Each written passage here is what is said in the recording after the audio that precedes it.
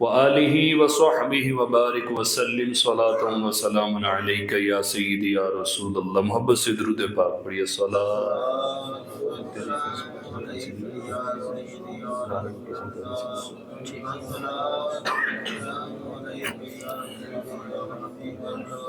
صلاۃ والسلام علیک یا سیدی یا رسول اللہ۔ اللہم صل علی سیدنا و مولانا محمد۔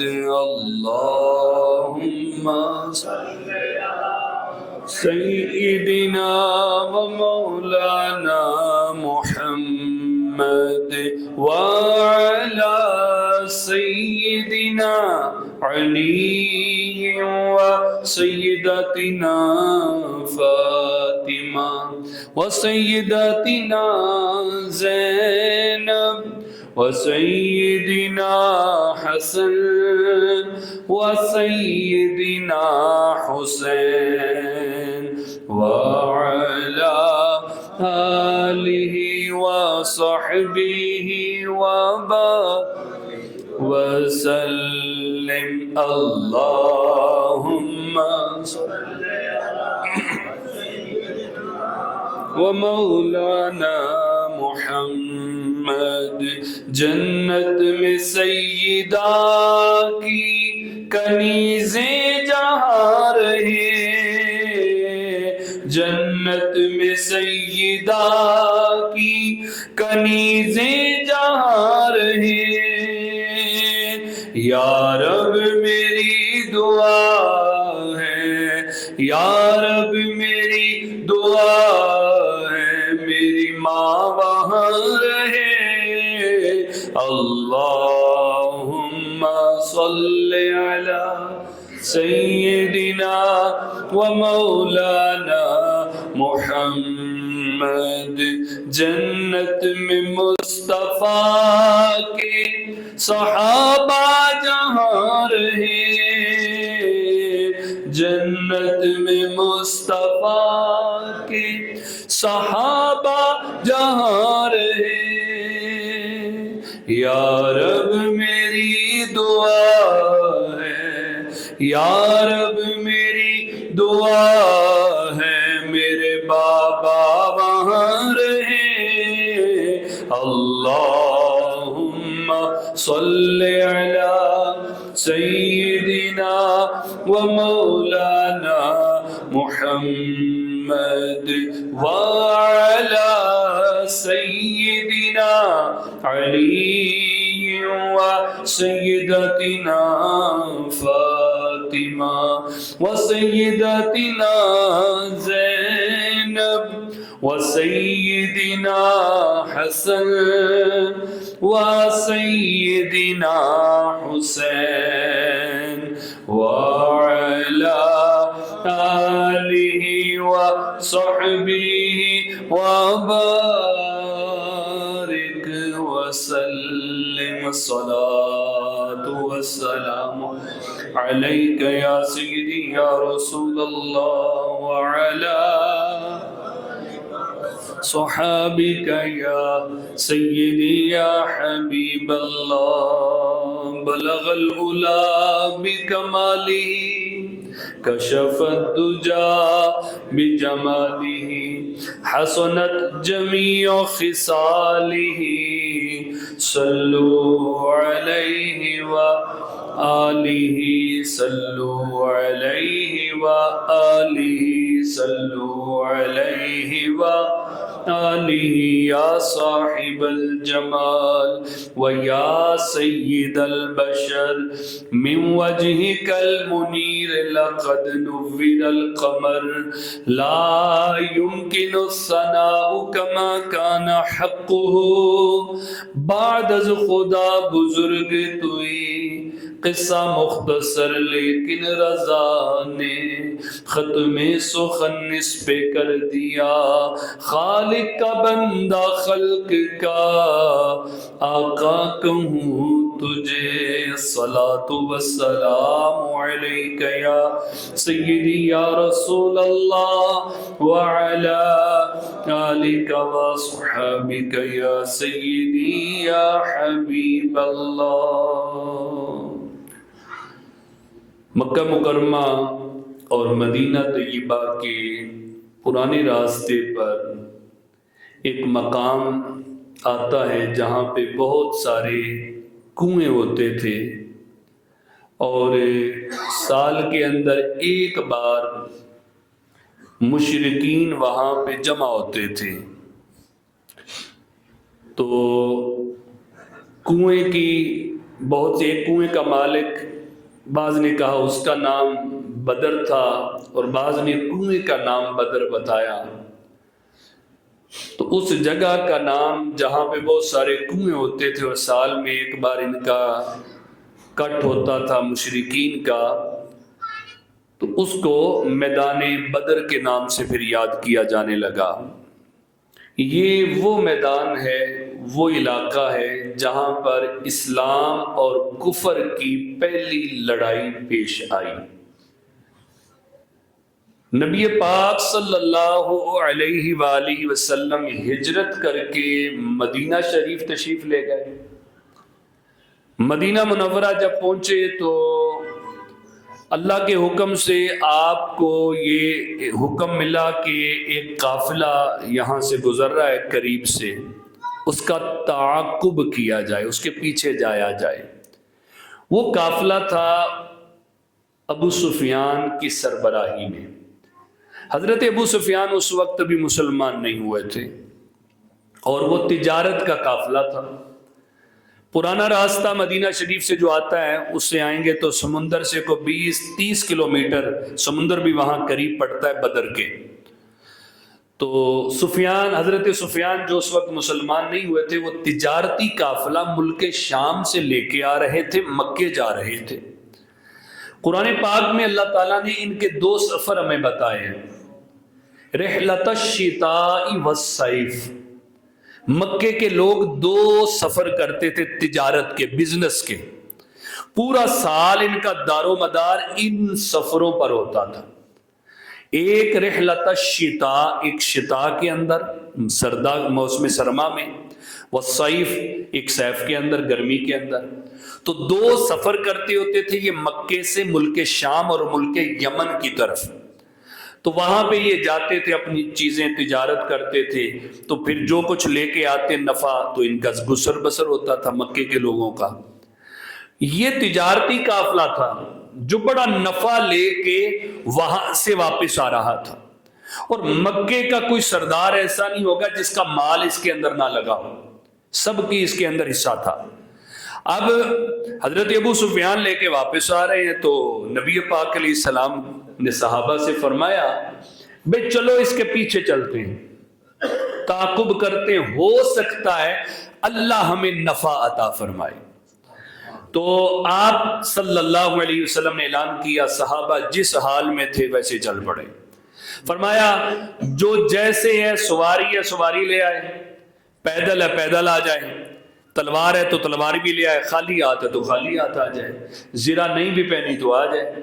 کوئی لڑائی کی تیاری نہیں، جس طرح بندہ لشکر تیار کرتا ہے ایسا کچھ تیاری نہیں۔ فرمایا جیسے جسے ہو سکتا ہے تو چلو۔ صحابہ دوڑے، ایمان کا جذبہ تھا۔ 313 وہ نفوس قدسیہ آپ کے ساتھ چل پڑے۔ ابو سفیان کو خبر مل گئی، انہوں نے نا قافلے کے ارد گرد جاسوس چھوڑے ہوتے ہیں، تو اس کو خبر ملی تو اس نے ایک نا اپنا جاسوس تیز رفتار گھوڑے پر مکے کی طرف روانہ کر دیا کہ تم جا کے مکے میں اعلان کرو کہ یہ مدینے والے تمہارا مال لوٹنے کے لیے آ رہے ہیں، ہمیں بچاؤ، تمہاری مدد کی ضرورت ہے۔ وہ مکے میں پہنچا، اس نے اپنی سواری کی کونچیں کاٹ دی اور پکارنا شروع کر دیا، مکے کے لوگوں مدد کرو، ابو سفیان کو بچاؤ، ابو سفیان کو بچاؤ۔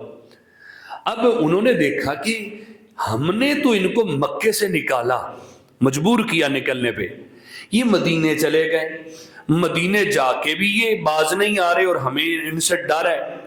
تو سارے سرداروں نے فیصلہ کیا بھئی نکلتے ہیں تیاری کے ساتھ، اور اب ان کا ہم قلا قمع کر کے آئیں گے، یہ آئے دن ہی ہمیں پریشان کرتے رہتے ہیں۔ تو مکے کے سارے سردار اکٹھے ہو گئے، عتبہ، شیبہ، ولید، ابو جہل، یہ بڑے بڑے سردار جمع ہو گئے۔ تیاری کی بھی، لشکر جو مال ہے ڈالو بھی، لشکر تیار کیا، سپاہی تیار کیے، ہر قبیلے نے دیے، 1000 کا لشکر بن گیا۔ گھوڑے ان کے پاس، تلواریں ان کے پاس، نیزے، برچیاں، زرہ، لوہے کا لباس، پوری تیاری کے ساتھ، حتیٰ کہ انہوں نے رقاصیں، عورتوں کو ساتھ لیا، شرابیں لی، اونٹ لیے، بھئی چلتے ہیں ان کا تو قلع قمع کر کے آئیں گے۔ ابو سفیان تھوڑا زیرک تیز بندہ ہے، تو انہوں نے نا کیا کیا، اپنا راستہ بدل لیا۔ بدر سے سمندر قریب پڑتا ہے، تقریباً 20-25-30 کلومیٹر ہوگا، تو سمندر والا راستہ اس نے اختیار کر لیا۔ وہ راستہ بدل کے ادھر کو ہو گیا تو بچ گیا۔ تو ادھر سے نبی پاک علیہ السلام نکلے تھے تو ابو سفیان نہیں ملا، تو حضور علیہ السلام بدر میں پہنچ گئے، ادھر سے وہ بچ گیا۔ اس نے پھر بندہ دوبارہ بھیجا، بھئی میں بچ گیا ہوں، میرا بال بچ گیا، تمہارا مال سلامت ہے، کسی کو آنے کی ضرورت نہیں ہے، تم لوگ واپس چلے جاؤ۔ اب یہ پیغام بھی بھیجا لیکن وہ باز نہ آئے۔ انہوں نے کہا یہ نہیں ہو سکتا، اب ہم نکلے ہیں تو اب تو ہم میدان بدر جائیں گے، ہم وہاں پہ اونٹ کھائیں گے، شرابیں پیئیں گے، گوشت کھائیں گے اونٹوں کا، ہماری رقاصیں رقص کریں گی، اور ہم مسلمانوں کے دلوں میں اپنی دھاگ بٹھا کے آئیں گے، اپنا خوف بٹھا کے آئیں گے۔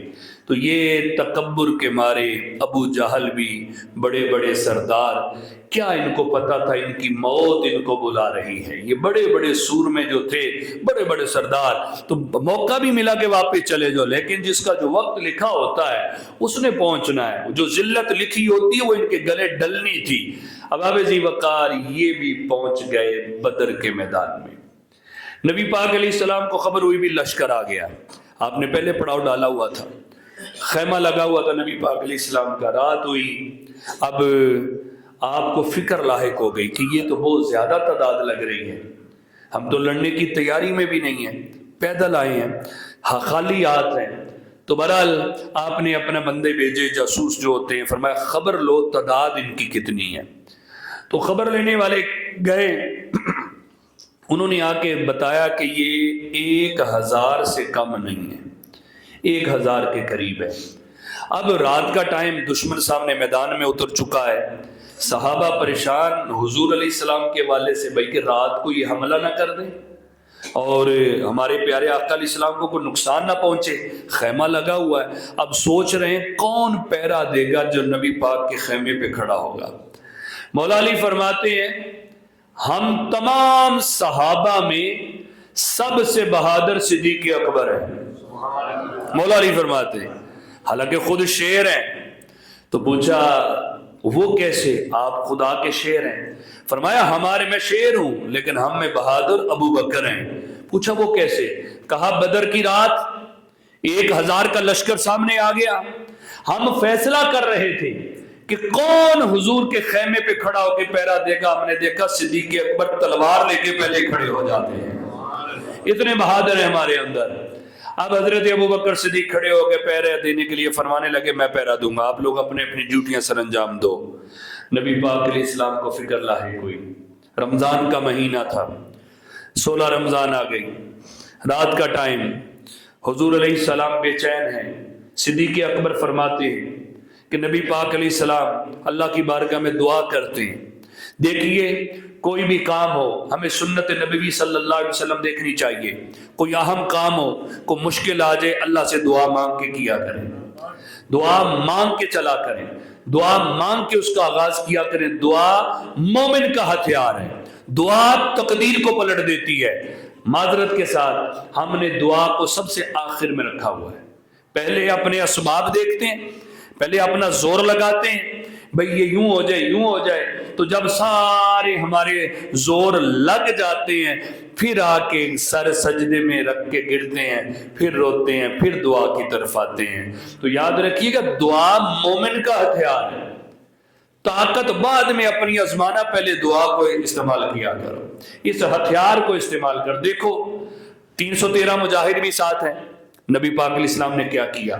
سب سے پہلے دعا کے لیے ہاتھ اٹھائے، صدیق اکبر نے بیان کیا، فرماتے ہیں آپ اتنا گڑ گڑا کے دعا کر رہے، یا اللہ مدد فرما، اے کریم ہماری مدد فرما، یا اللہ ہم 313 ہیں، یہ جتنے ہیں اگر یہ شہید ہو گئے تیرا نام لینے والا کوئی نہیں رہنا، یہ بڑی محنت کی ہے، ان کو تیار کیا گیا، اے اللہ ہمیں خالی نہ چھوڑنا، ہماری مدد فرما۔ حضور دعا کر رہے ہیں صلی اللہ علیہ وآلہ وسلم۔ حضرت ابوبکر صدیق فرماتے ہیں حضور اتنے مطلب اللہ کی بارگاہ میں عجز و انکسار کے ساتھ دعا کر رہے ہیں، آپ بار بار ہاتھ اٹھاتے، چادر کندھوں پہ نیچے گر جاتی ہے تو میں چادر اٹھا کے پھر کندھوں پہ رکھتا، 3 بار ایسا ہوا، تیسری بار نا میں پیچھے سے حضور کے لپٹ گیا، میں نے کہ عرض کی حضور بس کریں، حضور بس کریں، آپ کا رب آپ کو تنہا نہیں چھوڑے گا، وہ ضرور مدد فرمائے گا، بس کیجئے۔ آپ نے دعا کر لی اپنا، اب آپ یعنی حضور اتنے بے چین تھے تو دعا کی نبی پاک علیہ السلام، تو اللہ نے وعدہ فرمایا حبیب پیارے غم نہ کر، میں تمہاری مدد کے لیے 3000 فرشتے بھیجوں گا۔ کتنے فرشتے؟ 3000 فرشتے نازل کروں گا۔ پھر اللہ نے استعداد کو بڑھا دیا اور 5000 فرشتے اترے تھے میدان بدر میں۔ آپ میں سے جو گئے ہیں جس پہاڑ پہ اترے تھے نا، آج اس پہاڑ کو دیکھیں تو آپ حیران ہوں گے، وہ پہاڑی الگ نورانی پہاڑ ہے، وہاں پتھر کے پہاڑ ہیں اور ہم جاتے ہوتے زیارتوں پہ تو یقین کریں وہ پہاڑ ایسا نورانی بن گیا، ریت ہی ریت اس کی بن گئی، پتھر نہیں ہے، آپ اس کے اوپر چڑھیں گے، اچھا ریت بھی ایسی ہے، اپنی ریت کپڑوں میں ڈالیں تو یہ کپڑوں کے اندر چلی جاتی ہے، وہ آپ جھولی اپنی بھر لو، سفید کپڑے ہوں، خالی کرو گے تو کپڑے بھی صاف ہے، ایک ذرہ بھی آپ کی جھولی میں نہیں رہے گا۔ وہ پہاڑ جس پہ فرشتے اترے، 5000 فرشتے اترے ہیں، ارد گرد آپ دیکھو گے سارے پتھر کے پہاڑ ہیں، یعنی یہ پہاڑ بڑا نورانی سا ہے، رمل کا بن گیا، ریت ہی ریت ہے، بڑی نورانی ہے۔ میں سوچتا ہوں وہاں ذکر بھی کرتا ہوتا ہوں، نوری ہے فرشتے، ان کے نزول سے اتنا نور ہے تو مصطفیٰ کے نور میں کتنا نور ہوگا، یہ فرشتوں کا نور ہے۔ اب اب جی وقار اللہ نے وعدہ فرما لیا، حبیب پیارے 5000 فرشتے۔ نبی پاک علیہ السلام کو تسلی ہوئی، 3000 کا وعدہ ہوا، بعد میں 5000 نازل کی اللہ تعالیٰ نے۔ اب نبی پاک علیہ السلام نے نہ سوچا کہ میدان کا جائزہ لوں، 16 رمضان تھا، صبح 17 تھا، نبی پاک علیہ السلام کے ہاتھ میں ایک چھڑی ہے، اپنے خیمے سے نکلتے ہیں، میدان میں اترتے ہیں۔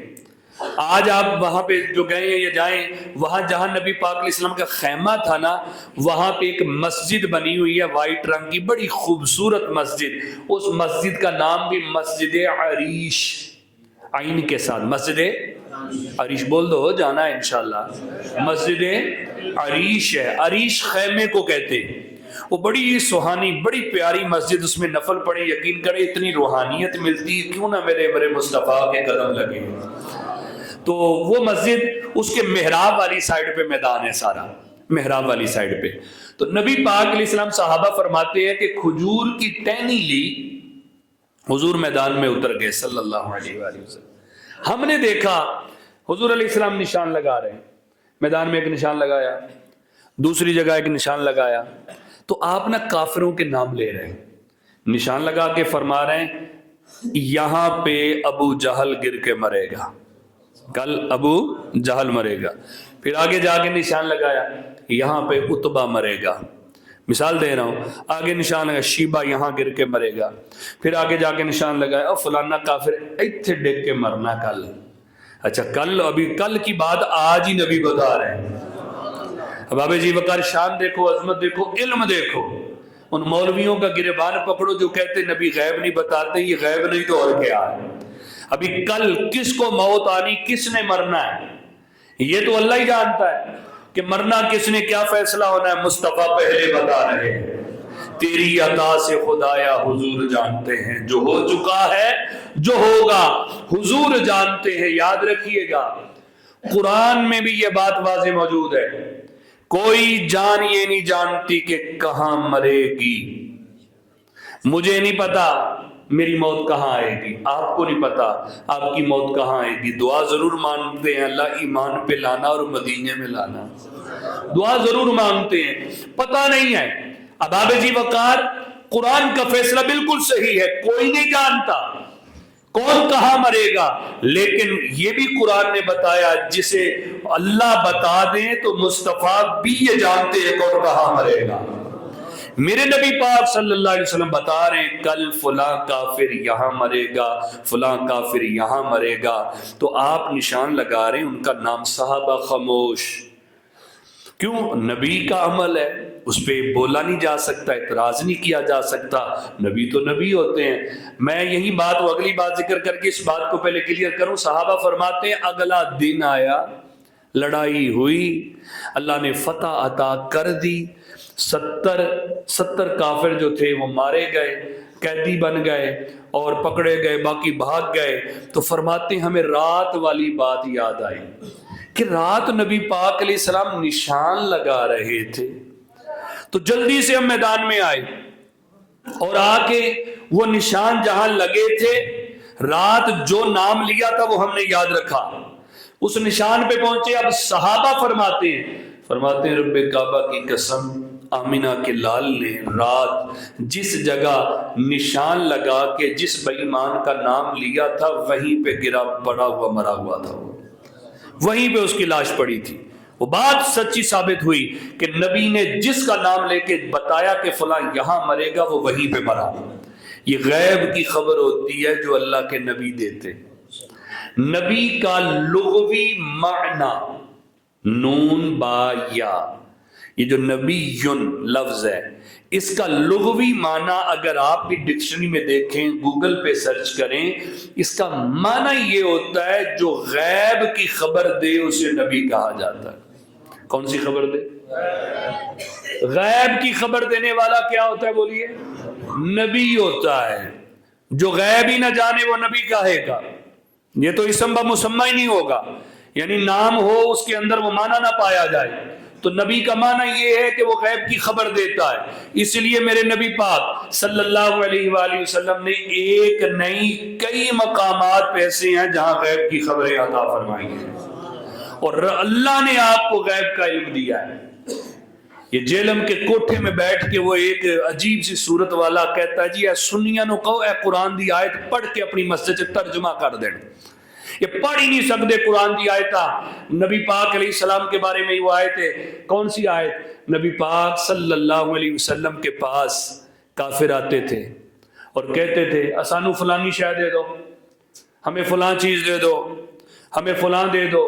تو نبی پاک علیہ السلام سے اللہ تعالیٰ نے فرمایا کہ ان سے کہو کہ لا املکو، میں کسی چیز کا مالک نہیں ہوتا، نہ میرے پاس کچھ ایسے خزانے ہیں، اور ولا اعلم الغیب، میں غیب بھی نہیں جانتا۔ یہ ان سے کہہ دو۔ یہ کن سے کہا گیا؟ کون آ کے سوال کر رہے تھے؟ کافر آتے تھے، اور رب نے فرمایا کہ ان کو منع کر دو کہ میں کسی چیز کا مالک نہیں ہوں، لا املکو۔ اب مرزا وہاں سے بکواس کرتا ہے یہ ترجمہ ادا کر کے ان کو سنیے، ان کو ترجمہ کر کے بتائیں۔ اب آپ عزیز وقار دھوکہ دینا بڑا آسان ہے ان کو جن کو قرآن کے دوسرے مفہوم کا نہ پتہ ہو، عوام ہو، سیدھی سادھی۔ ایک مقام کی یہ آیت ہے جس میں فرمایا کہ میں نفع نقصان کا مالک نہیں ہوں۔ نبی پاک علیہ السلام نے کیا فرمایا؟ لا املکو، میں نفع نقصان کا مالک، بولو بولو، میں نفع نقصان کا مالک، ولا اعلم الغیب، میں غیب بھی نہیں جانتا، میں غیب بھی برحق ہے۔ قرآن کی آیت ہے، تو دوسری آیتیں بھی قرآن کی پڑھو۔ کون سی آیتیں؟ جس میں اللہ فرما رہا ہے وَعَلَّمَكَ مَا لَمْ تَكُنْ تَعْلَمْ وَمَا هُوَ عَلَى الْغَيْبِ بِضَنِينٍ۔ فرمایا ہم نے اپنے نبی کو وہ سب کچھ سکھا دیا جو وہ نہیں جانتے تھے، اور فرمایا یہ نبی غیب بتانے میں بخیل نہیں ہے، غیب کی خبریں بتانے میں بخیل ہے نہیں ہے۔ اور فرمایا اے عام بندو، اللہ کی یہ شان نہیں ہے کہ تمہیں غیب عطا کرے، لیکن اپنے رسولوں میں سے اللہ جسے چنتا ہے اسے غیب عطا فرماتا ہے۔ یہ بھی تو قرآن ہے مرزا صاحب، یہ بھی تو قرآن ہے کہ رب فرما رہے ہیں اپنے رسولوں میں سے میں جسے چاہتا ہوں غیب کا علم عطا فرماتا ہوں۔ ایک آیت میں ہے کہ نبی پاک اعلان کر رہے ہیں میں غیب نہیں جانتا. دوسری آیت میں اللہ فرما رہا ہے کہ نبیوں کو غیب ہے, میں غیب کا علم عطا کرتا ہوں. ونڈ کیویں ہونی ہے؟ قرآن کی آیتیں تو نہیں آپس میں ٹکراتی, نہیں. مطلب کیا ہے؟ مطلب یہ ہے علم کی غیب کی ہیں دو قسمیں. غیب کی کتنی قسمیں؟ ایک علم غیب ذاتی ہے. ذاتی وہ چیز ہوتی ہے جو کسی کی دی ہوئی نہ ہو, کسی نے اس کو دی نہ ہو, وہ ذاتی ہوتی ہے. ایک ہوتی ہے عطائی, کہ اس کی اپنی نہیں ہے, کسی نے اس کو عطا کی ہے.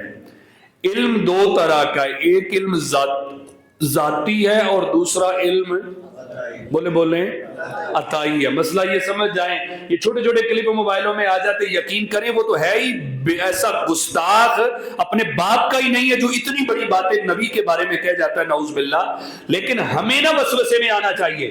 ہم سمجھتے یار یہ قرآن پڑھ رہا ہے, وہ دھوکہ دیتا ہے. سامنے بیٹھنے والے بھی تو ویسے گدھے ہوتے ہیں اس کے کہ نہ کسی چیز کی خبر ہوتی. ہم بھی کلپ سنتے ہیں اور پریشان ہو جاتے ہیں. غیب کی دو قسمیں, ذاتی عطائی. ذاتی بولیں, ذاتی اور ذاتی کیا ہوتا ہے؟ جو کسی نے دیا اپنا ہو. عطائی وہ جو کسی نے عطا کیا ہو. اللہ کا علم اور اللہ کی ہر شے ذاتی ہے. اللہ تعالیٰ کا علم اور ہر شے, سارے بولے ذاتی. کیا مطلب اس کا؟ اس کو کسی نے دی, اللہ کو کسی نے دی, اس کا اپنی علم بھی اپنا, سمیع سماعت بھی اپنی, بصارت, ہر شے رب کی ذاتی ہے. اور نبی پاک علیہ السلام کے بارے میں جو ہم کہتے ہیں نا کہ نبی پاک کو اللہ نے علم دیا ہے, غیب کا علم دیا ہے, تو یہ ذاتی نہیں ہے نبی پاک کا. یہ کس نے عطا کیا؟ اللہ نے. تو دونوں میں فرق کیا ہوا؟ اللہ کا علم ذاتی اور نبی کا عطائی. سارے بولے نبی کا عطائی. دونوں کی تعریفیں کیا؟ ذاتی وہ ہوتا ہے جو کسی نے دیا اپنا ہو, اور عطائی وہ ہوتا ہے جو اپنا نہ ہو, کسی نے عطا کیا ہو. فرق ہو گیا. اللہ کا علم ذاتی ہے اور نبی کا علم, مسئلہ سمجھ جائیں گے ابھی آپ. اللہ کا ذاتی, نبی کا عطائی. اب اللہ نے قرآن میں نبی سے فرمایا, قل, حبیب ان سے فرما دو, لا عالم الغیب, میں غیب نہیں جانتا. کون سا غیب نہیں جانتا؟ میں ذاتی غیب نہیں جانتا. کیونکہ ذاتی صرف کس کا؟ سارے بولے ذاتی صرف کس کا؟ تو جو نفی کی گئی ہے نا کہ میں غیب نہیں جانتا, وہ ذاتی علم کی نفی کی گئی کہ میں ذاتی غیب نہیں جانتا. اور جہاں فرمایا کہ نبی غیب بتاتے ہیں, نبیوں کو علم عطا کیا ہے, تو وہ ذاتی نہیں ہے, وہ علم عطائی ہے. یہ مرزا جی یہ ونڈ ہے, یہ تقسیم ہے. یہ اگر تیرے اندر کوئی حلالی خون کا قطرہ ہے تو دونوں آیتیں پڑھ کے پھر مطلب بیان کرنا. اللہ کا ذاتی ہے, نبی کا عطائی ہے. تو نبی پاک علیہ السلام کے بارے میں ہمارا عقیدہ ہے اللہ نے ان کو کائنات کے ذرے ذرے کا علم عطا فرمایا, اور یہ خدا کی عطا ہے. خدا کی, بولو خدا کی. روزہ پکا ہو جاندہ بولنا, خدا کی عطا ہے. یہ عطا ہے اپنے حبیب پہ ہے, ایرے غیرے نو بھی نہیں رب نے دیتا. فرمایا عام لوگوں کو نہیں دیتا, لیکن چن لیتا ہوں اپنے رسولوں میں سے جسے چاہتا ہوں. وہ اللہ نے اپنے حبیب کو عطا کیا. اب جب اللہ نے اپنے حبیب کو عطا کیا تو پتہ چل گیا قرآن میں آیتیں دو طرح کی ہیں. ایک میں علم کی نفی ہے, ایک میں علم کا ثبوت ہے. نفی ذاتی علم کی ہے اور ثبوت عطائی علم کا ہے. ذاتی نبی پاک نے بتا دیا میرا علم ذاتی نہیں ہے, میں ذاتی طور پہ کسی شے کا مالک نہیں, میں ذاتی طور پہ کسی خزانے کا مالک نہیں, میں ذاتی طور پہ کچھ نہیں دے سکتا. رب دے تو پوری کائنات بانٹ دیتا ہوں, اور یہ رب نے دیا.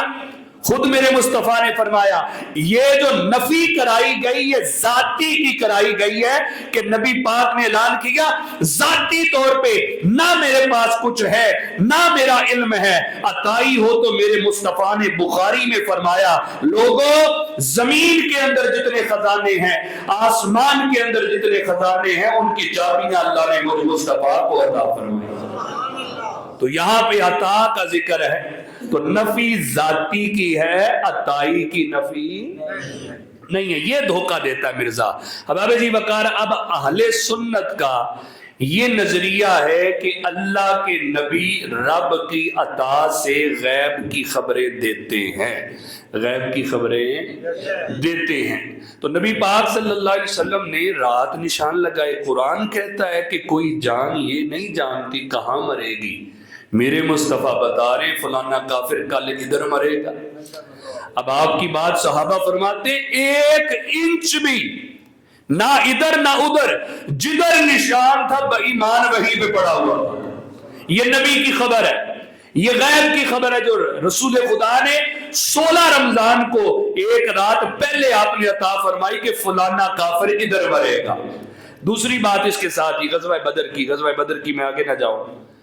قیدی جو بنے نا کافر، جب اللہ نے فتح عطا کی تو قیدیوں کے بارے میں مشورہ لیا گیا کہ ان کے ساتھ کیا کرنا ہے.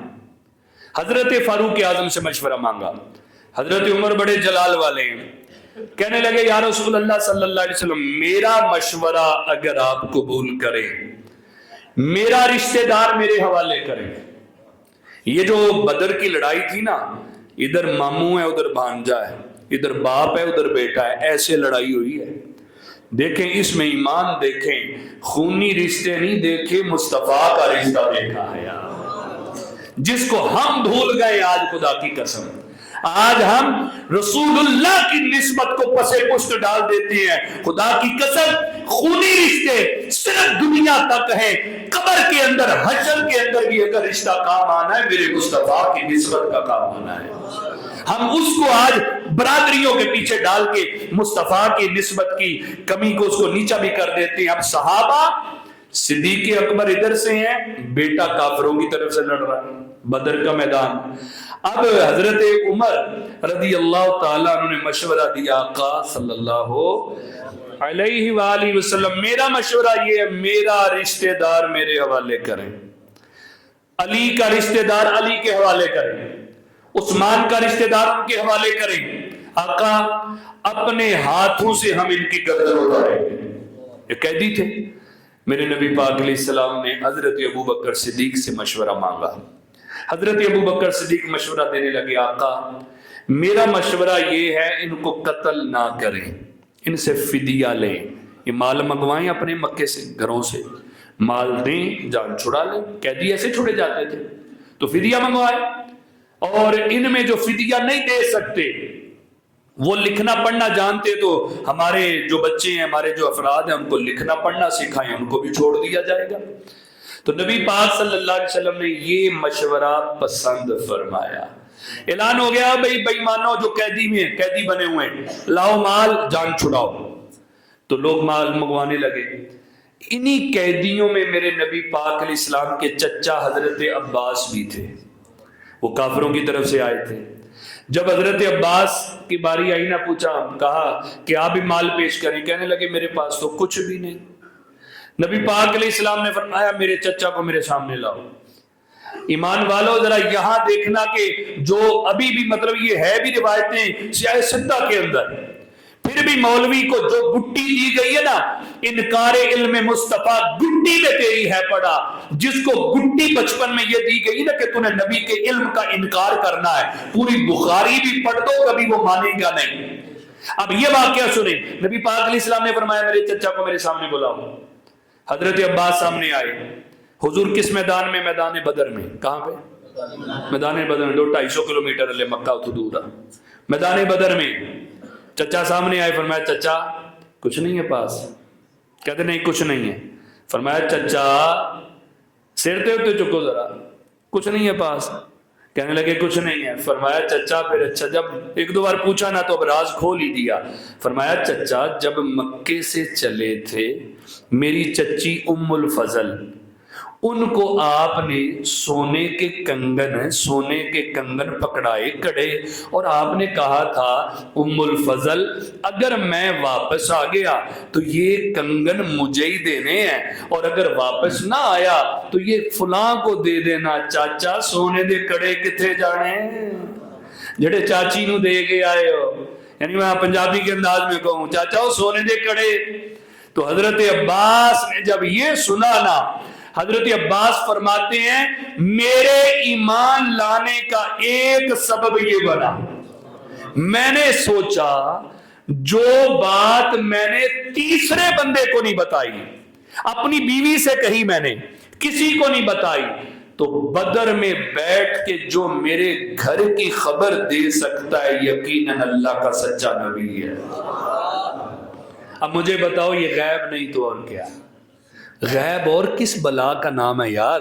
یہ غیب نہیں تو کیا؟ میرے نبی پاک بدر میں بیٹھ کے یار مکے کے اندر گھر کی خبریں دے رہے ہیں، اسی کو تو غیب کہا جاتا ہے.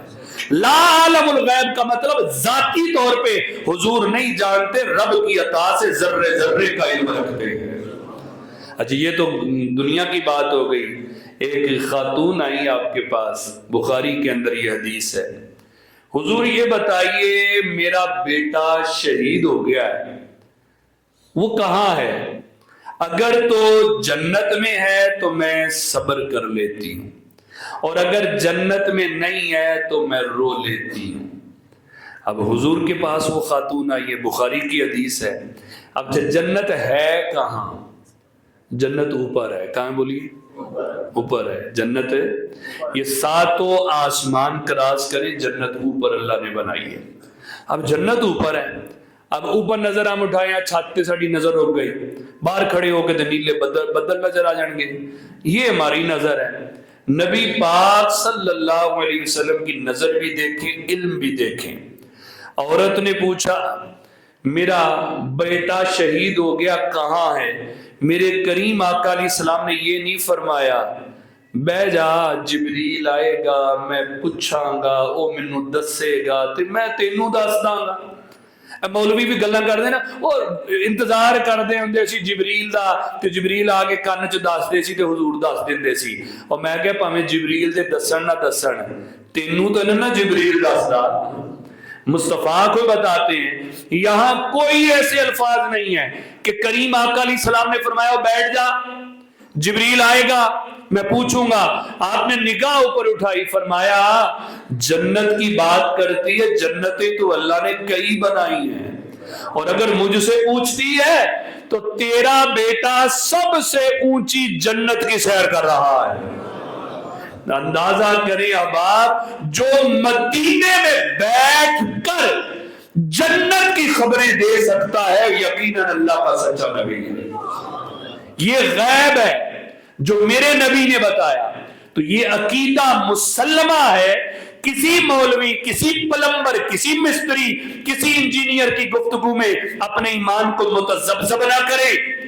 اللہ نے ہمارے نبی پاک کو غیب کا علم عطا کیا، اور میں 40 حدیثیں بخاری سے آپ کو پڑھ کے سنا سکتا ہوں. صرف ایک ابھی پڑھنے لگا ہوں تاکہ بدر کی میں بات کمپلیٹ کروں. 40 حدیثیں میں سنا سکتا ہوں بخاری کے اندر سے جن میں میرے نبی پاک کے علم غیب کا ذکر ہے. اللہ نے عطا کیا. ایک حدیث صرف، نبی پاک علیہ الصلوۃ والسلام ایک دن فجر کی نماز پڑھائی. حضرت فاروق اعظم رضی اللہ تعالیٰ فرماتے ہیں حضور ممبر پہ تشریف لے آئے. کہاں پہ؟ ممبر پہ. ممبر پہ تشریف لائے نا تو آپ نے ہمیں بتانا شروع کیا، بیان کرنا شروع کیا. فرماتے ظہر کا ٹائم ہو گیا. کیڑا ٹائم ہے؟ اب بلوانا تاما کئی روزے چ مدینے پہنچے ہوئے، ذرا سبحان اللہ بولو. ہاں میری حال توجہ کرو. ہے اب آپ نے نا بتانا شروع کیا. فرماتے ظہر کا ٹائم ہو گیا. حضور علیہ السلام ممبر سے اترے، ظہر پڑھائی، پھر ممبر پہ تشریف لے آئے، پھر بیان کرنا شروع کر دیا، بتانا شروع کر دیا. عصر کا ٹائم ہو گیا. پھر ممبر سے نیچے اترے، عصر پڑھائی، پھر ممبر پہ بیٹھ کے پھر بتانا شروع کر دیا. مغرب کا ٹائم، مغرب پڑھائی، پھر ممبر پہ پھر بتایا. عشاء کا ٹائم ہو گیا. فرمایا پتہ کیا کچھ بتایا ہمیں. اب حضرت عمر بتا رہے ہیں، بخاری کی صحیح حدیث ہے. حضرت عمر فرماتے ہیں صبح فجر سے لے کے عشاء تک میرے کریم بتاتے رہے. بتایا ہمیں ابتدا سے بتانا شروع کیا.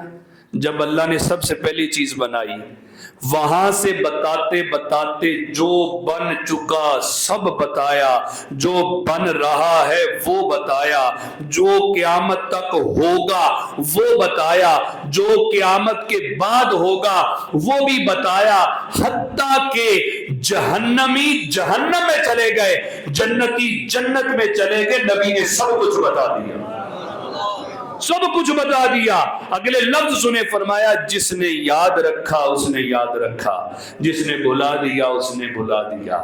یہ نبی کا علم ہے، ہمارے نبی کا علم۔ جو پیچھے ہو چکا وہ بھی بتایا، جو ہو رہا ہے وہ بھی بتایا، جو قیامت تک ہوگا وہ بھی بتایا۔ تو کون سی باتیں کرتا ہے کہ نبی کو تو اپنا نہیں پتا ہے؟ اپنی زبان کو کنٹرول میں رکھ۔ میرے نبی جہاں پہ نفی کرتے ہیں تو وہ ذاتی نفی کرتے کہ میں ذاتی طور پہ نہیں کچھ جانتا، جب عطا رب کی ہو تو مصطفیٰ سب کچھ جانتے ہیں۔ اسی لیے ہم کہتے ہیں جو ہو چکا ہے جو ہوگا، کیا جو ہو چکا ہے اور جو عربی میں پتہ ہے اس کو کیا کہتے ہیں؟ اس کو کہتے ہیں ما کانا وما یکون۔ کیا بولو؟ ما کانا وما یکون، جو ہو چکا ہے جو ہوگا حضور جانتے ہیں۔ اب آپ نے یہ جملہ کہنا ہے، جو ہو چکا ہے جو ہوگا، جو ہو چکا ہے جو ہوگا، سارے امتی بولو، میں نے بخاری پڑھی ہے، جو ہو چکا ہے جو ہوگا، تیری عطا سے خدایا حضور جانتے ہیں۔ یہ نبی پاک کا علم ہے۔ حضرت عباس کہتے ہیں جب یہ خبر دی تو فرماتے ہیں کہ میں کلمہ پڑھنے کا میرا سبب یہ بھی بنا کہ جو بدر میں بیٹھ کے مکے کی خبریں دے رہا ہے وہ اللہ کا سچا نبی ہے۔ دوسری بات، بدر کے میدان میں صحابہ کے ایمان کی دیکھنے والی ہے، یہ آواز سنے آخر میں، پھر نماز پڑھیں گے۔ باہر جگہ نہ ہو تو اوپر صفیں بچھی ہوئی ہیں، اب آپ اوپر چلے جائیے گا، توجہ کیجیے گا۔ دوسری بات، صحابہ کا ایمان، توکل، بھروسہ۔ مومن اور کافر میں ایک واضح فرق ہے۔ مومن بزدل اور مومن بزدل نہیں ہو سکتا، کافر بزدل ہوتا ہے۔ کافر کے پاس تلوار بھی ہو، کافر کے پاس بڑی سے بڑی طاقت بھی ہو، ہتھیار بھی ہو، لیکن اندر سے بزدل ہے۔ اس کی وجہ کیا ہے؟ اس کی وجہ یہ ہے کہ اس کو آگے کچھ نظر نہیں آتا، آگے اندھیرا ہی اندھیرا ہے کہ میرا انجام کیا، میں مارا گیا، میرے پاس بٹن ہے، میں ایٹمی طاقت چلا سکتا ہوں، میرے پاس میزائل کا کنٹرول ہے، میں شہر کے شہر اڑا دوں گا، اور اگر میں مارا گیا تو میرا انجام کیا ہوگا اس کو کچھ نہیں پتا، یہ اندھیرا ہے، کافر ہے نا۔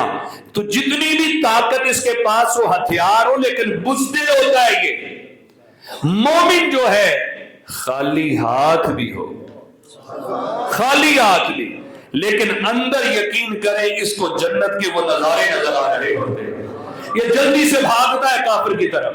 بدر میں نظر آیا یہ یار، صحابہ فرماتے ہیں کافر سامنے، تلوار، زرہ گھوڑے پہ، اور ادھر ہم حضور کے پاس آتے، میرے نبی کھجور کی چھڑی پکڑاتے، کھجور کی چھڑی، ٹہنی، فرماتے جا اللہ تیری مدد کرے۔ فرماتے ہیں یہ دعا ملتی، وہ ٹہنی ہاتھ میں ہوتی، سینہ بھی خالی، تلوار بھی نہیں، زرہ بھی نہیں، خود بھی نہیں، ہیلمٹ بھی نہیں، ننگے پاؤں پا پیادہ پیدل سواری بھی نہیں، ایک کھجور کی ٹہنی ہاتھ میں ہے، ہم دوڑتے اس کافر کی طرف۔ یہ کون سی چیز لے کے جاتی تھی؟ یہی تو ایمان ہے، یہی تو بہادری ہے۔ ہتھیار بھی نہیں، سامنے تلوار بھی نظر آ رہی ہے، نیزہ بھی نظر آ رہا ہے، تیر انداز بھی ہے، زنا کے اندر بھی ہے، لیکن چھڑی لے کے ایسے لپکتے تھے، فرماتے ہم جا کے یوں چھڑی گھماتے، اس کی گردن کٹ کے گر جاتی۔ یہ اللہ کی مدد پھر ملتی کہ جو اتنا ایمان کا جذبہ لے کے آگے آتے ہیں، تو پھر اللہ بھی کیسا ان پہ کرم فرماتا کہ فرشتے رب نے نازل فرماتے ہیں، وہ ان کی گردنیں اتارتے تھے۔ یہ ایک تو فرق ہے مومن میں اور ایسا بہ جایا کرو تسی اگے چل کے آندے بہت بڑا گناہ ہے، جتھے جگہ مل جایا کرو تسی ماشاءاللہ بہت نسبت والے ہو، مجبوراً میں کہہ رہے ہیں کہ حدیث منع کیتا ہے کندھے ٹپ ٹپ کے اگے آنا، जहन्नम के ऊपर पुल बनेगा उस बंदे का, अल्लाह माफ फरमाए। अल्लाह इन्हें भी हमें भी माफ फरमाए। जगह मिले ना जुमे में, वो पीछे बैठ जाओ, ए कंधे टप टप, पहले आना बंदा पहले आगे बैठे। माजरत मसला मैं सबको बता रहा हूँ ये कि ये हर जुमे ऐसा भी इसी तरह आगे आते हैं, अल्लाह हमें से माफ फरमाए। बहुत बड़ा गुनाह है ये कि जब जुमे के लिए लोग आए वो कंधे फलांग फलांग फलांग के आगे आके बैठना, ये हम इसको समझते कुछ नहीं है। इतना बड़ा गुनाह है कि फरमाया जिस्म इतना बड़ा हो जाएगा, पुल जहन्नम के ऊपर पुल बनाएगा, जहन्नमी गुजरेंगे ऊपर से। अल्लाह ताला माफ फरमाए। ये जुमे का अदब है कि जहां जगह मिल जाए वहीं बैठे, अल्लाह हमें माफ फरमाए। तो सुनिए, नबी पाक सल्लल्लाहु अलैहि वसल्लम के सहाबा ने ये बात वाज़ेह की कि जज्बा ऐसा था, ईमान ऐसा था कि वो बता दिया काफिर लिबास भी उसके पास लोहे का लेकिन अंदर से बुज़दिल होता है, मोमिन खाली हाथ भी होता है तो बहादुर जरूर होता है। इसको जन्नत के नजारे नजर आ रहे होते हैं, इसको वो कुछ नजर आ रहा होता है, ये तो चाहता है कि बस जो मुझे नजर आ रहा है मैं जल्दी से वहां पे पहुंच जाऊं। यही तो शहीद का दर्जा है। शहीद से पूछा जाए तू क्या चाहता है, वो कहेगा मुझे जिंदा करो, मैं दोबारा अल्लाह की राह में मारा जाऊं, मुझे फिर जिंदा करो, मैं फिर अल्लाह की राह में मारा जाऊं। ये शहीद का बहुत बड़ा रुतबा है। आखिरी बात जो मैं कह रहा हूं वो ये, यहां से गज़वा बदर से पता चली, नबी पाक अलैहिस्सलाम जब ये लड़ाई हुई ना तो 14 सहाबा शहीद हुए। कितने? 13 वहीं शहीद हो गए, एक जख्मी थे वो रास्ते में जाके शहीद हुए। तो टोटल 14 बदर के शहीद हैं। अब 14 शहीद हुए, उधर से 70 मारे गए, कैदी भी बने और सारे पकड़े गए, बाकी भाग गए सारे। अब जब वो पकड़े गए ना, इसके अंदर जो 70 काफर मारे गए, एक उस हस्ती का नाम हम ना ले तो हमारे ईमान को तस्कीन नहीं मिलती। मैन ऑफ द वार, लेकिन मैन ऑफ द मैच होता है कि भी सबसे ज्यादा स्कोर किसकी है। अब मैच जंग के अंदर होता है कि तोड़ा किन्ने बोतियां लाइया, काफरानू किन्ने जहन्नम च पहुंचाया। Man of the war 70 total काफिर मरे। उन 70 में से 40 के करीब 35 से ज्यादा एक उस हस्ती ने मारे जिसको अली कहा जाता। अकेले मौला अली ने 35 से ज्यादा काफिरों की गर्दनें उतारी हैं। ये अली की बहादुरी, नाराए हैदरी, ये अली की बहादुरी है कि अकेला अली अगर बदर में उतरता है तो 35 से ज्यादा की गर्दनें उतार देता है। अल्लाह ने ऐसी ताकत दी है। अब ये 35 से ज्यादा 70 मारे गए। लाशें हुजूर क्या करना है, फरमाया चुप को खूह दे विच सिटो। वहां पे कुएं थे तो कुएं में लाशें फेंक दी गई। जब कुएं में फेंकी गई ना, अब अबे जी वकार 3 दिन मेरे नबी पाक ने वहां पे कयाम किया बदर में ना, 3 दिन। बदर में जब मदीने जाए ना तो मेरी गुजारिश है बदर जरूर जाया करें, बड़ा रूहानी मकाम है, यकीन करें। लोग जाते नहीं है, चलो जी की करना बदर जाके, इतने मदीने ही रहने या मक्के ही रहने, उम्रे करी जाने। बदर के अंदर वो शुहदा हैं जो सारे शहीदों से अफजल हैं। तो नबी पाक अलैहिस्सलाम ने 3 दिन कयाम किया और कयाम करने के बाद फिर हुजूर अलैहिस्सलाम ने फरमाया भी चलें, अब चलते हैं। जब जाने लगे ना तो जिस कुएं के अंदर काफिरों की लाशें फेंकी हुई थी ना, मेरे नबी पाक अलैहिस्सलाम उस कुएं के पास खड़े हो गए। सहाबा चूंकि नबी है ना तो सहाबा बोलते नहीं थे कि आपका क्या मामला है, वही उतर रही है, क्या मामला है, नबी का काम है। तो आप ना खड़े हो गए कुएं के पास, बीच में देख रहे हैं काफिरों की लाशें गली सड़ी पड़ी हुई हैं, गल सड़ गए 3 दिन दे विच। तो हुजूर अलैहिस्सलाम खड़े होकर फरमाते हो अबू जहल, हाँ क्या गुजरी, जो मैं कहता था ना सच हुआ ना, मेरी बात नहीं ना मानी तुमने। फिर दूसरे काफिर का नाम लिया, उतबा बता तेरे के साथ क्या गुजरी, जो मैं कहता था सच हुआ ना। नाम ले रहे हैं काफिरों का और हुजूर बातें कर रहे हैं उनसे, पूछ रहे हैं उनसे कि बताओ क्या गुजरी, मेरी बात मान लेते तो भले में न रहते, जो मैं कहता था वो सच हुआ। ये बातें कर रहे थे काफिरों की लाशों से, काफिर गले सड़े पड़े हुए कुएं के अंदर। अब अबे जी वकार, अब नबी पाक सल्लल्लाहु अलैहि वसल्लम जब बातें कर रहे थे, हजरत उमर आगे आए। हजरत उमर ने अर्ज की, या रसूल अल्लाह सल्लल्लाहु अलैहि वसल्लम एक बात तो बताएं, गले सड़े हुए लाशें हैं, 3 दिन हो गए इनको मरे हुए, क्या ये आपकी बातें सुनते हैं یہ سنتے ہیں. نبی پاک علیہ السلام نے فرمایا اے عمر تم ان سے زیادہ نہیں سنتے، جتنا تم مجھے سن رہے ہو یہ بھی سن رہے ہیں. فرق یہ ہے وہ جواب نہیں دے سکتے، تم جواب دے سکتے ہو. اس حدیث سے یہ پتا چلا کافر میں لفظ کہہ رہا ہوں، کافر مرنے کے بعد سنتا ہے، جواب نہیں دے سکتا. فرق ہے، کافر مرنے کے بعد کیا ہے؟ سنتا ہے لیکن جواب نہیں دے سکتا. مومن سنتا بھی ہے، جواب بھی دیتا ہے. ہم قبرستان جائیں کیا کہتے ہیں؟ السلام علیکم یا اہل القبور. معنی کیا ہے؟ تم پر سلام ہو اے قبر والو، اے قبر والو تم پر سلام ہو. سلام کر رہے ہیں. اگر قبر والے نہیں سنتے تو سلام کس کو ہو رہا ہے؟ کیا مٹی کے ڈھیر کو کر رہے ہیں؟ نہیں. یہ حکم بس ہو ہی نہیں سکتا کہ نبی ایسی تعلیم دے ہمیں جو فضول ہو. نبی پاک نے تعلیم دی ہے کہ جب قبرستان جاؤ اپنے مردوں کو سلام کرو. وہ سلام اس لیے کیا جاتا ہے کہ قبر والے سلام کو سنتے بھی ہیں، جواب بھی دیتے ہیں. آپ والد کی قبر پہ جائیں، آپ کے والد کی روح بھی خوش ہوگی، وہ آپ کو پہچانیں گے بھی میری قبر پہ کون آیا ہے. تو قبر والا سنتا بھی ہے اور بولو نا. تے جڑے کہندے قبراں تے کی لین جاندے ہو، اسی سلام کرن جاندے ہیں. تے اگلا گل کہن گے کہ جواب دیندے سانوں تو ملدا ہے، تواڈے نہیں دیندے تے تسی جانو. ساڈے تے سندے بھی ہے تے جواب بھی دیندے نے. ایک بے ایمان سن سکدا ہے، کافر سن سکتا ہے، تو کافر سے تو مومن کی زندگی بڑی اعلیٰ ہے. پھر مومنوں میں ولیوں کی زندگی بڑی اعلیٰ ہے، صدیقین کی زندگی، شہداء کی، صالحین کی، نبیوں کی، پھر امام الانبیاء کی زندگی کتنی اعلیٰ ہوگی. جب بے ایمان سن سکتا ہے تو قبر میں آمنہ کے لال بھی سنتے ہیں اور جواب بھی عطا فرماتے ہیں. یہ عقیدہ اہل اسلام کا ہے کہ قبر والے سنتے ہیں. پھر ایک ہی گل ہوئی. اب آپ یہی تو مرزے نے نوجوانوں کو آج کھیڑ کے رکھا ہے.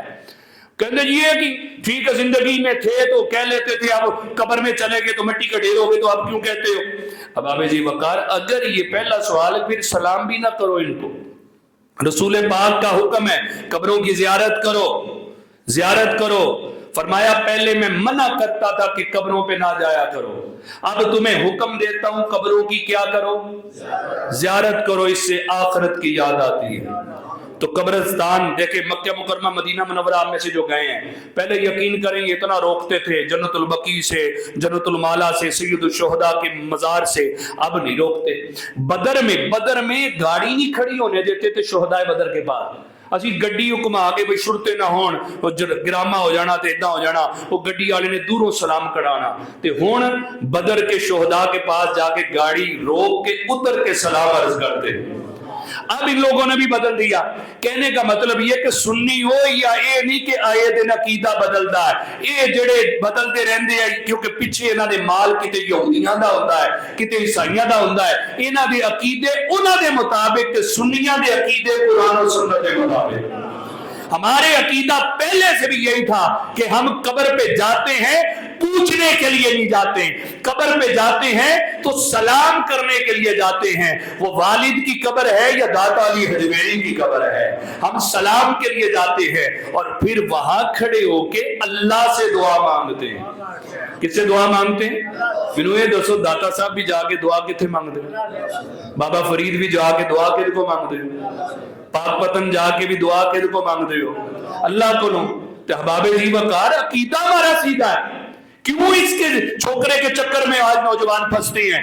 یہ گھما کے نہ حقیقت مجاز سمجھاتا ہے.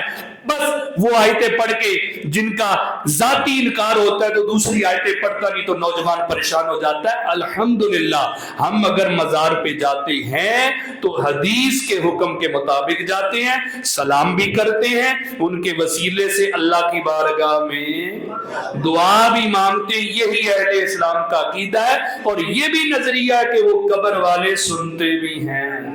وہ قبر والے سنتے بھی ہیں، جواب بھی دیتے ہیں. ان کی دعا دیکھیں نا، داتا علی حجویری علیہ رحمہ کے مزار پہ جا کے آپ کہیں السلام علیکہ یا داتا علی حجویری یا عثمان یا علی. اب ان کا نام لے کے آپ حضور کی بارگاہ میں، ان کے بارگاہ میں سلام عرض کریں، وہ جواب بھی دیں گے. اس کے بعد ہم فاتحہ شریف پڑھتے ہیں، اللہ سے دعا مانگتے ہیں، یا اللہ تیرے نیک بندے ہیں، ان کے صدقے میں مشکل میں پھنسا ہوں، میری مشکل آسان فرما. ہم دعا مانگ لیتے ہیں، دعا ختم ہو گئی، پھر سلام کر دے داتا صاحب السلام علیکم. نالی کہنے حضور اللہ دی بارگاہ دعا کی تھی، ساڑی سفارش تا کر دئیو، ساڑی سفارش کر دئیو. ایسی کہنے اے ساڑا طریقہ ہے، نہ اسی متھے ٹیک دے، نہ سجدے انو جائز کہنے ہیں، نہ اسی پوج دے ہیں. اللہ کو لو دعا مانگ دے تو سلام کر کے یہ ضرور کہہ کے آنے حضور اللہ دی بارگاہ چ اے چیز منگی ہے، مہربانی سفارش ہی کر دو. تو وہ تو سنتے سلام بھی، تو وہ سفارش کریں گے، وہ سفارش کر دیں گے. میرے محترم کام جلدی ہو جانا. وہ اللہ دے پیارے نے، رب اپنے اولیاء کی بات رد نہیں کرتا. بخاری کی حدیث کا ایک جملہ آخری سنیں، رب فرماتا ہے میرے یہ بندے جو اولیاء میرے قرب خاص میں ہوتے ہیں، میں نے اپنی بارگاہ میں ان کو یہ پروٹوکول دیا، اتنا مقام دیا ہے، یہ زبان حرکت میں لائیں، مجھے کچھ کہہ دینا میں رد نہیں کرتا، ضرور ادا کرتا. یہ بخاری کی حدیث ہے. ان سالانی، ان اگر سالا سوال کریں نی مجھ سے یہ بندے میرے، لا اعطی ینہ ہو تو میں ضرور عطا فرماتا. یہ فرق ہے اہل ایمان کا اور مشرکین کا کہ وہ مشرکین ان کو رب کا شریک بناتے ہیں. ہم شریک نہیں، ہم ان کو اللہ کی بارگاہ میں وسیلہ بناتے ہیں، مانگتے اللہ سے ہیں. یہ تقرب ہے، یہ اللہ کے پیارے ہیں. ہم پوجتے نہیں ہیں کسی بھی مزار والے کو، اس کا ادب ضرور کرتے ہیں. بس یہی ذہن میں رکھیں کہ قبر والا سنتا بھی ہے. یہ ہمیں بدر سے پتہ چلا. حدیث ایک سنیے، بات ختم.